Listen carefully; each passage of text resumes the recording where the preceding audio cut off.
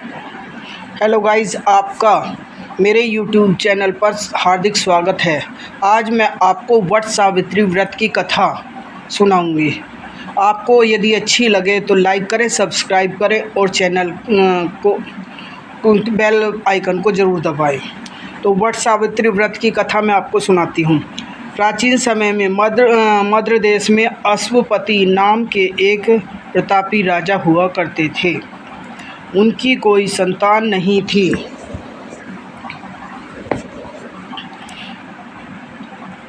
उन्होंने वर्षों तक माता सावित्री की उपासना की। देवी की कृपा से उनके घर में एक सुंदर कन्या ने जन्म लिया, जिसका नाम राजा ने सावित्री रखा। तब सावित्री विवाह योग्य हुई। जब सावित्री विवाह योग्य हुई तब उन्होंने अपने लिए सत्यवान नामक राजकुमार को स्वयं ही चुना था।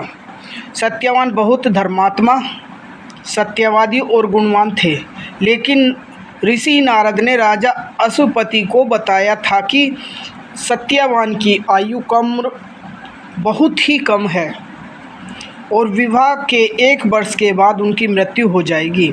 यह सुनकर राजा चिंतित हुए, परंतु अपने निर्णय पर सावित्री अपने निश्चय पर अटल रही। उनका विवाह सत्यवान से हो गया। विवाह के बाद सावित्री अपने पति और सास ससुर की सेवा में लग गई। जिस दिन सत्यवान की मृत्यु का समय आया, उस दिन सावित्री ने कठोर व्रत रखा और अपने पति के साथ वन में चली गई। वन में लकड़ी काटते समय सत्यवान के सिर में तेज पीड़ा हुई। वे सावित्री की गोद में सिर रखकर लेट गए। तभी यमराज उनके प्राण लेने आए। सावित्री ने यमराज का पीछा करना शुरू कर दिया। यमराज ने उन्हें वापस लौटने को कहा, लेकिन सावित्री अपने पति व्रत, धर्म और बुद्धिमानी से यमराज को प्रसन्न करती रही।